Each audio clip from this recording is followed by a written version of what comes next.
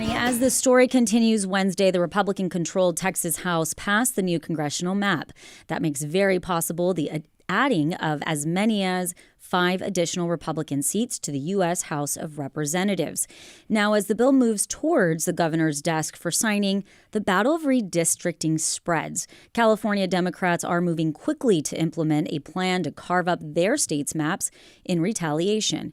And no, it doesn't end there. Top Republicans in states like Indiana, Missouri, and Florida are also looking to redraw their maps to create more Republican-controlled congressional seats for the 2026 elections. One move to stop this mid-decade redistricting that caught the nation's attention was Democratic Texas House members breaking quorum and leaving the state to derail Governor Abbott's first special session. As a new special session began, the Dems returned and a quorum was reached and the map was approved in the Texas House. But not all Texas state representatives returned. Texas State Representative Jolanda Jones has remained out of the state and outspoken. And I believe she is back, and joining us now is Representative Jolanda Jones. Representative Jones, thank you so much for joining us today. So I said, let me be clear. Let me get straight in there. I did not go back. I was not going to participate in that rigged game.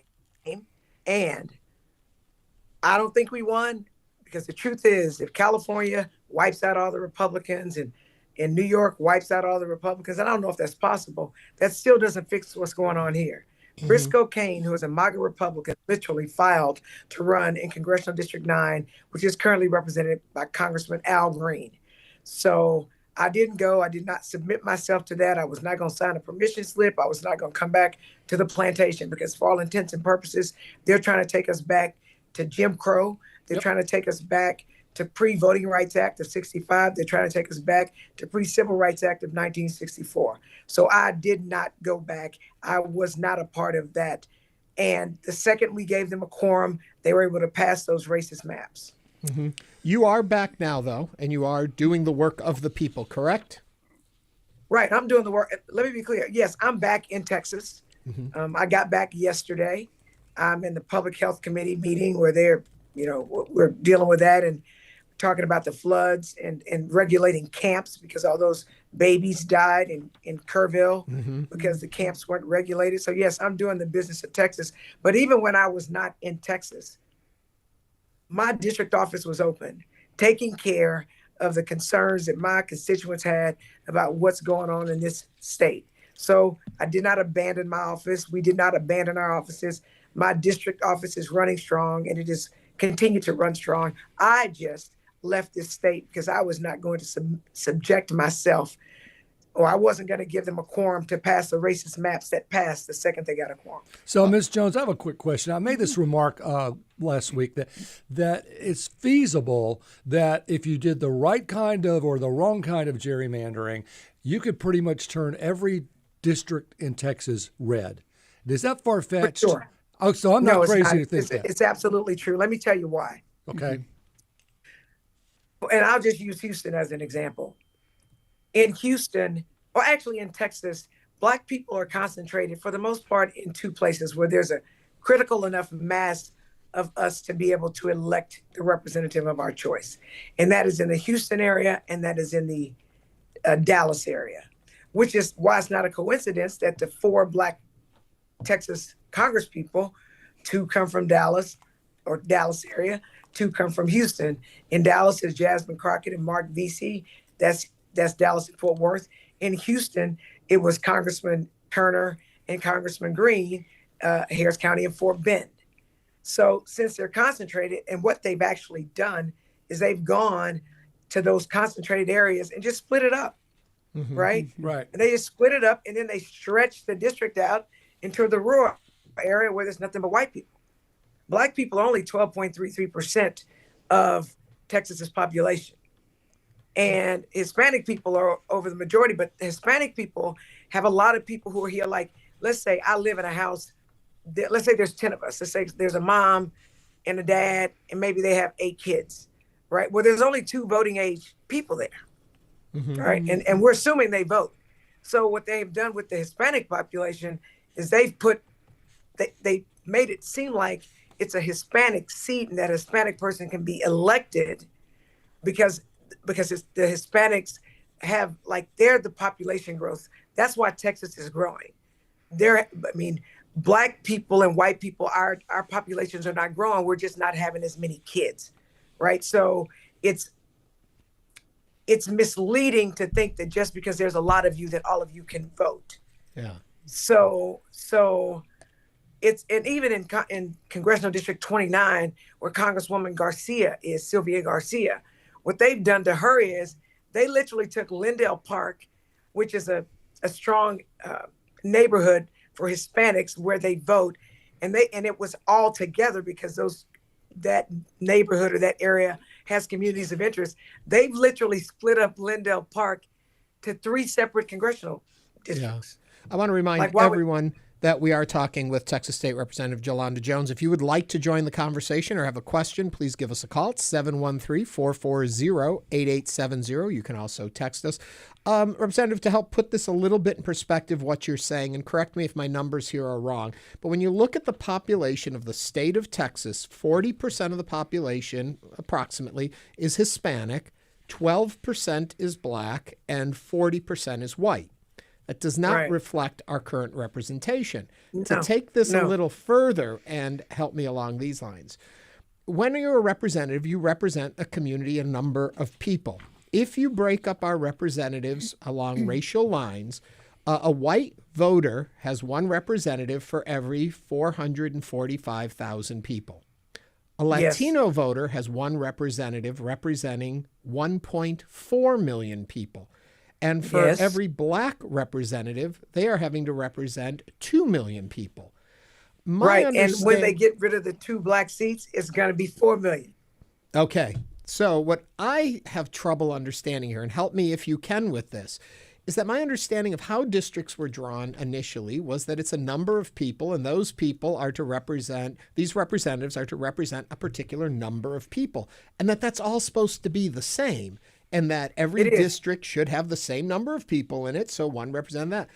If we have the breakup of the 40, 40, and 12, or whatever I said a minute ago, that doesn't seem to reflect what's happening. That's not it. In fact, I'm trying to pull something up. I wish I should have probably sent it to you. I want to tell you what they did so that you can understand. I want to go back, and I'll take Houston districts. Okay. If we go look at Congressional District 9, which is where Congressman Green represents, of this new Congressional District 9, only 2.9% of the current Congressional District 9 has remained in this new Congressional District 9.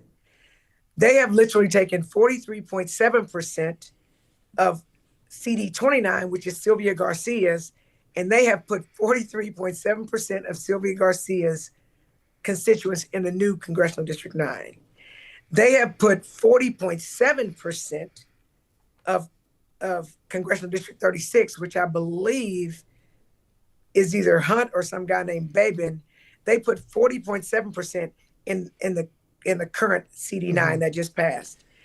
And they've taken 12.6% of CD2, which is a white Republican district, and put it into CD9. I've heard, and I know the numbers get a little lost, but wrap that point up, but the numbers get lost on radio. Well, the point I'm making is this.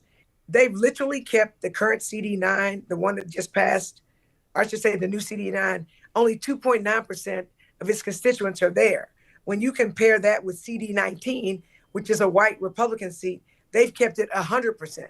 Right. So they've literally taken away the people that have been able to elect the representative of their choice, and they've cracked our communities in legal terminology. They've cracked our communities and divided us, and then they've packed us into the communities, into the congressional districts where they want for our power to be diluted. So the argument would be, though, and I've heard it from the other side, is that the state voted in, the majority of Texans that voted for Donald Trump. They are a Republican, red-leaning state shown through the way they voted, and therefore, legally, they have the right to make the maps represent the political will of the majority of the people, and by adjusting these maps, they are fulfilling that edict, that want of the people. Your reaction to that argument? So that's BS, right?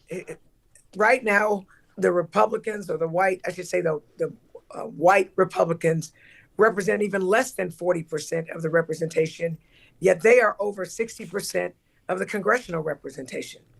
So no, that's not true.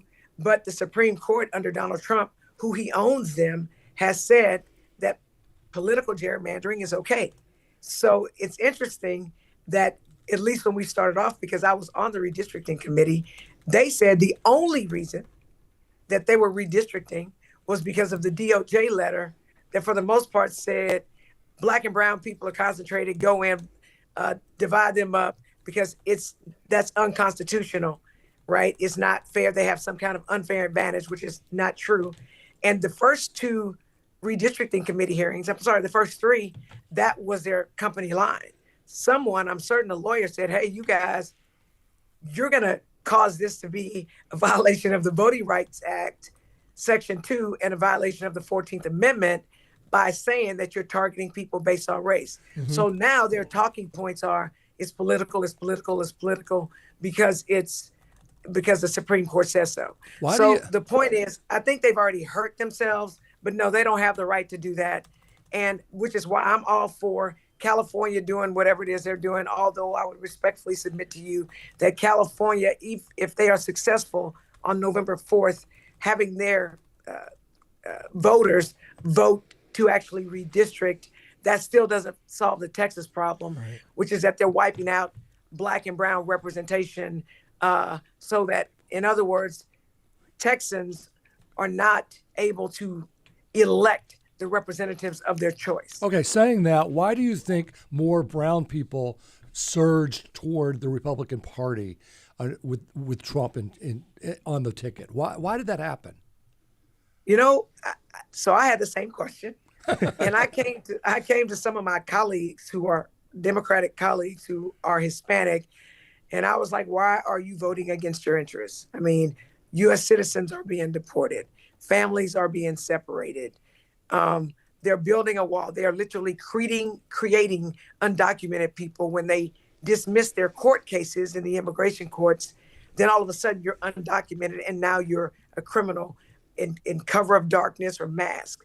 You know what they told me? What? They said basically, again, this is not me. This is some of my colleagues have said that they should do it the right way. I'm like, well, what do you say about the people who had cases that got wrongfully thrown out? Well, they're coming here and they're undercutting us in prices, right? So let's say you've got a lawn care business, you charge $30 a lawn. They're saying that people who are coming over are charging $15 a lawn. And effectively what that's doing is that is making people go to the person who's charging $15 a lawn than the person who charged $30 a lawn. So they believe that it is affecting their ability to achieve the American dream. I was actually very, very, very surprised that they didn't seem to care about the deportations. They didn't seem to care about the separations of family or the deportations of U.S. citizens. And I don't understand it to me, but I'm just telling you what was told to me. And I thought, wow, so like Hispanic Democrats in the south of Texas, they're different than, say, the Hispanic Democrats in urban areas. They just have different issues. They are really concerned about people coming across the Rio Grande. They say it's a really big problem. I mean, we don't have that problem in Houston and Dallas. Right. We don't have the Rio Grande. You're listening to Hello Houston. We are speaking with Democratic Texas State Representative Jolanda Jones, who represents House District 147. Representative Jones, but going back really quickly to the maps, I mean, there's no doubt that the last few weeks have been intense. But here we are today, right now, and the Texas House passed the redistricting map. What is the Texas Democratic legislators' plan? What is going to happen now moving forward? I mean, what is there to do? I hope, wish, and pray that the Supreme Court defends our voting rights. I mean, that's the play, right? And we're also waiting for other states to do the same thing to Republicans that they've done to us in Texas. But I will say again, It doesn't matter if every other Democratic state is able to carve out every Republican congressperson. That doesn't give Texans, Black and brown Texans, poor Texans, the ability to fairly and non-racially elect the representative of their choice. Do you see the California maps offsetting what has happened right here in Texas? No, the California maps do not offset what happened in Texas. Even if they're able to get 5 seats, that doesn't change the fact that people in Acres Homes who always were in Congressional District 18 are now in Congressional District 29. Doesn't change that fact. Doesn't change the fact that Briscoe Cain, who is a MAGA Republican, may very well win Congressional District 9, which Congressman Al Green, a progressive Democrat, currently represents. So no, I would respectfully submit to you that California doing what they do, or New York doing what they do, or whatever Democratic states, Maryland doing whatever they're going to do, does not fix the problem for Texans. And I was elected to represent House District 147, which is actually in 3 of the targeted districts, Texas 18, Texas 9, and Texas 29. And those 3 districts are forever changed. Texas 18 doesn't even look the same. Yeah. Acres Homes is no longer in Texas 18. If you're from Texas and you heard Congressman Turner, he always told people he was from Acres Homes. He was from the Fofo. That's no longer in Texas 18. Yeah. We are talking with Texas State Representative Jolanda Jones. Our phone number here, if you'd like to join the conversation, 713-440-8870. We have Cecilia on the phone from Northwest Houston. Cecilia, what's on your mind today? First-time caller. Thank you so much for taking my call. Ms. Jones, I've been a Democrat all my life, and my family historically Democrat. How can we help otherwise than voting? Because blind, crippled, or crazy, I'm going to crawl to the poll. How can we do more? Cecilia, thank you for that. Representative? Take a friend with you. I just think that I think that we have to, and one of the things I do think we were successful at is getting the nation to talk about redistricting, what it is, and why it's important to vote. So in Texas, we're going to have to vote like we've never voted before. Because, so we've got to go out and talk to people as families. We've got to talk about voting. I literally am having conversations with my family members, some of whom never even think about voting, some of whom have never voted. And I'm telling them I need for you to go vote. As you talk about that, though, hearing everything else we're talking about, and we got a comment like this on our YouTube, does that mean I shouldn't go and vote if my vote doesn't mean as much anymore? When you see these cracked like this, it's going to demoralize, I fear, a lot of voters. It has demoralized people, but what are we going to do, give up? I mean, during the Civil Rights Movement, and at least Black people and the people that were our allies during the Civil Rights Movement, we didn't win every race or every fight. We got lynched, we got assassinated, we got hosed, we had dogs sicked on us. It was hard. I mean, we had to drink in separate fountains, and we just took one little piece of justice at a time until we got to where we are. So yeah, I mean, if you've played sports, you've had refs that cheated, right? You've had the deck stacked against you. We can't throw up our arms and be like, they cheated. We've got to figure out a way to win despite the cheating. And we also did get another YouTube comment from Miss Lisa Ann Mason, who says, thank you, Miss Jones, for fighting for us. I'm in District 18. This is disgusting. We have Joe calling from Deer Park. Joe, what is your comment or question? My comment is that, Ms. Jones, you seem to be discrediting the legitimate reasons that your Black and brown constituents are voting. I could hear it in your voice, giggling or laughing at their concerns about being undercut on pay. You mentioned doing yard work at $30 versus $15, but those are voters. You don't need to downplay their concerns because they don't align with your own. Joe, thank you for your comment. Respectfully. Let Jolanda answer. So respectfully, I wasn't giggling. And I'm telling you, that's not what I said. When I asked my colleagues who are in South Texas, why are you voting against your interests? Why are your constituents voting against their interests?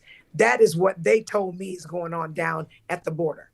So that's not, I don't know that to be true in Houston or in Dallas in urban areas. Are you concerned? Because I wanted to know, like, to me, if you deport a U.S. citizen, that is the worst thing you can do, right? Why aren't you, because you're a U.S. citizen, you shouldn't be getting deported. Like, why aren't you upset about that? And they told me what they told me. I was very surprised. I was very surprised. Are you concerned, and have you talked with your colleagues in other states about this Pandora's box, this can of worms this is opening up, of this redistricting race that looks like it's launching all across the country? And how do we understand that as our current democracy and what's happening? So, no, I'm not. So first of all, what am I supposed to do? I'm just supposed to let Trump come and racistly redistrict and sit on my hands and do nothing. Well, we've got to fight fire with fire. So I say, go for it, California, go for it, New York, and go for it for every other Democratic state, because what you're doing to somebody can be done to you. So now I'm not going to sit up here and follow rules that have always been followed when other people are clearly breaking them. And when they control the Supreme Court, and the Supreme Court is undoing well-established law like the right to abortion. Well, like churches right. can now endorse, right? There should be a separation of church and state. So it's like the rules that were fought long and hard for with decades of establishment are now thrown out the window. So we better figure out how to fight them like they're fighting us. Otherwise, I believe this country will be destroyed. Are you going to reach out? I'm assuming you're going to reach out to not just black and brown people, but a lot of white people that feel disenfranchised. And there are a lot of people that they don't know what to do. They're like, I'm white. I want to vote to help other people. I don't want to just go with the flow, but I don't have any black or brown people reaching out saying, join my team. So we have asked for that. But right now, the redistricting has literally targeted black and brown communities. Those are the communities. Can you prove that in court? Can you prove that in court? Oh, absolutely. I was trying to give you numbers. You said that the numbers didn't work well on radio. Yeah. Like literally, if you go look at the white districts in Texas, they haven't touched them. Those districts are in CD19. It's 100% itself. Mm-hmm. And so it's not touched. But in CD9 literally only has 2.9% of itself left. That is racist. If the only districts that are being divided, technically in legal terms, cracked and packed, are communities of color, which mostly are black and brown in Texas, that is racism. Can you get that before a judge? Are you making efforts to get that to a court? And I think you muted yourself by accident. Somebody muted me because I'm not touching it. No, it but if I look, if I look, for example, if I look at CD1, right? If I look at Congressional District 1, which is a white Republican seat, they have changed it a little bit, but it still maintains 84.8% of its constituents, right? So for the most part, it is whole. If you go back and look at CD2, and I'm looking at the new plan compared to the old plan, in CD2, it has maintained 79.8% of its constituency, which means that whoever's in that is going to probably stay elected. If you look at CD3,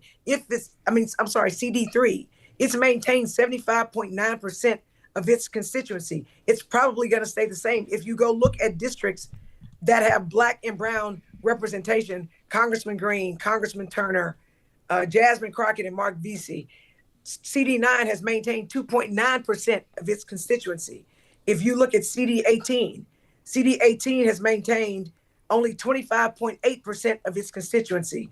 If you go look at CD30, which is where Jasmine Crockett is, it has maintained 68.7% of its constituency, but it had a larger black constituency. And if you look at CD33, which is Mark Vesey, which again, he's black, CD33 has only maintained 32.7% of its constituency, which means that only 32.7% of those people are used to voting for whoever the new congressperson is. But if you look at the white districts, they have maintained the overwhelming majority of their original constituencies. If that's not racism, I don't know what it is. You're listening to Hello Houston. We are speaking with Democratic Texas State Representative Jolanda Jones. You can join the conversation at 713-440-8870. Joseph in Northwest Houston is on the line. Joseph, welcome to Hello Houston. What is your comment or question for Representative Jones? Hey, I have a question.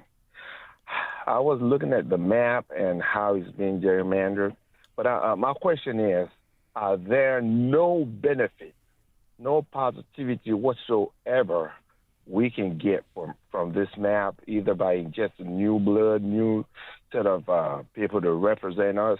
Are there nothing positive that can come out of this map? I take the response off air. Thank you, Joseph. Representative? I do not believe there are any benefits. Yeah. There are none, right? So you've got Trump literally kicking more people off of their health care than ever before with Medicaid and Medicare.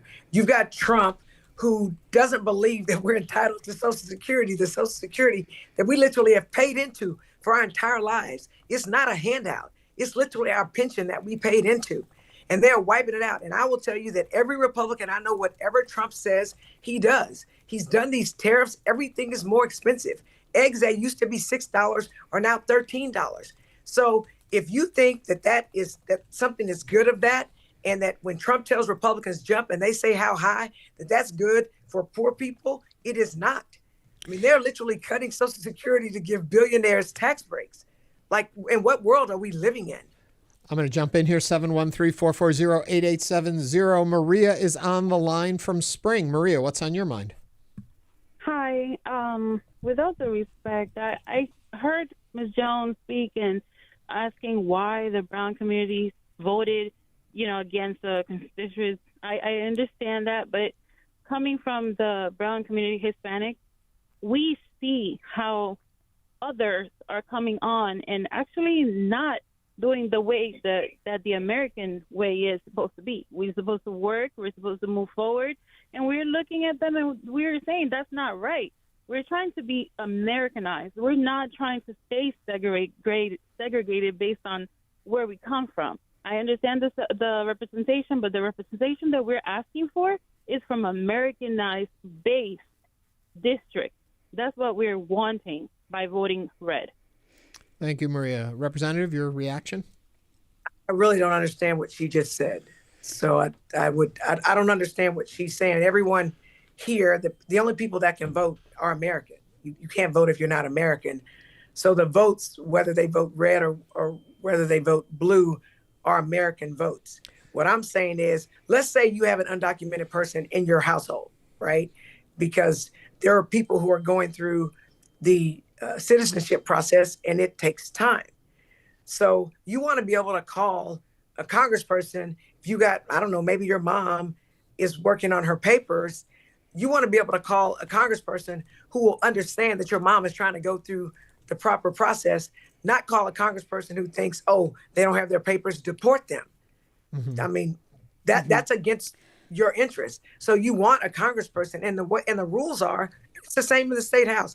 When someone calls my office, they may have a problem, right? I have a reputation of having good constituent services. So people are like, oh, Ms. Jones will help me. They'll call my office. The first thing I'm going to ask is, where do you live? Mm-hmm. Because I help constituents of House District 147. It's the same in Congress. So if you're in a district where they're anti-immigrant and you call your congressperson, that congressperson can't help you.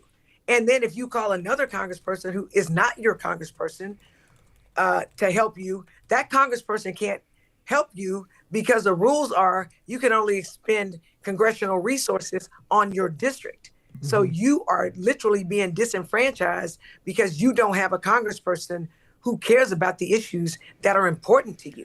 Representative Jones, if Democratic legislators had the opportunity to redraw the maps, would you return them to the prior maps or would you change them drastically? Well, I actually submitted a map for the first special session that attempted to restore Congressional District 18, Texas 18, to where it was before.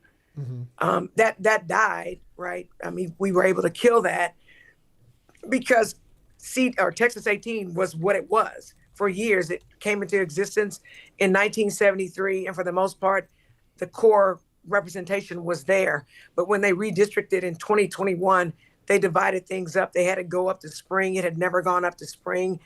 They changed it. And in fact, that map from 2021 is currently being litigated right now. That litigation is not even done. The briefs in that are due in September. Let me jump in here and try and get a couple more. Let me try and get a couple more calls in before we run out of time. 713-440-8870. Will is on the line. Will, what's on your mind? Hi, Ernie. It's Celeste and Frank. Also, I enjoyed News and Brews a couple of months back, and hope you'll do that again. So my question is more along the lines of, why isn't there a stronger push from state Democrats to create nonpartisan commissions to draw up these districts? Like, I know at the federal level, Amy Klobuchar had tried to introduce a Redistricting Reform Act back 2 or 3 years ago. That failed. But why isn't there just a little bit more of a sensible push that I think would make a lot more sense if that, when you look at these district lines, they don't make sense as far as from a geographical stance. Why can't we figure out ways to take out the partisanship and the cracking and packing and try to have a more sensible, mathematic approach of how we can fit people in and have them best well represented? Will, I'm going to stop you right there so the representative has a chance to answer. So let me be clear. Democrats have tried to stop this and move towards that. Republicans have voted against it. So, I mean, the only person I can control is me. I can't control a Republican. Right now, the Republicans have the opportunity to redistrict politically, is what they're saying. But the only way to do it in Texas is to target the Black and brown communities. Do you even know who, Ms. Jones, do you even know who drew these maps? Representative Hunter said they were given to him by a law firm, and he didn't know. I believe AI did it, because every congressional district has to have the exact same amount of people, and it is with surgical precision to divide up the Black and brown communities and put a little here and a little there and a little there in districts that are mostly white, to dilute the voting power of Black and brown people. So no, they haven't told us. They didn't tell us any of that. The question was asked, but he said he didn't know. Yeah. Let's squeeze one more quick question in from a caller. It is Baba. Baba, what's on your mind? It's actually a comment. Okay. And what I would just want to say is, when you lose elections, it has consequences. Mm-hmm. I'm sorry to say, but President Biden should not have been president. If he could not contest against Hillary Clinton in 2016 primaries, the Democratic Party should not have allowed him to be president later when he became president. The Democratic Party drank too much of his own Kool-Aid after President Obama, and they thought they had the Midas touch. Now you have a dangerous man in the White House, and he's doing all those things, and the Democratic Party still does not have one voice nationwide. And I am afraid for them that I believe they might actually lose the next election. And this is just the beginning, because there are people that are ready to do worse things than Donald Trump is doing, the Stephen Millers of this world, the J.D. Vance of this world. So until the Democratic Party get one voice and are ready to fight, this is just going to continue. Baba, thank you for that. Has this united the Democratic Party? Has it given them a voice? Is that question to me? Yes, yeah. I mean, I don't know. I think that there are those of us who did not come back. We were prepared to stay out for as long as we needed to kill these racist maps. And so, but I think we have to come together. We've got to figure out a game plan going forward. I think that one of the game plans is for Democratic states to do exactly what California is trying to do. But I also think back to the gentleman who asked about these independent commissions. Independent commissions work only if both sides buy into it. If one side doesn't buy into it, then you can't agree to have an independent commission when somebody else is going to disregard the independent commission. So I think it's much more complicated than people think. I just think it's much more complicated. I know that the only reason I voted for Biden was because I supported Kamala Harris. Democratic. So I think that. Yeah, we got to go. And so I do think that we've got to figure it out moving forward. And I think that we have to fight fire with fire, because if we aren't able to take over the House in 2026, I fear what Mr. Baba said, which is that the Republicans will continue to put these really bad policies on us, and there's nothing we can do about it.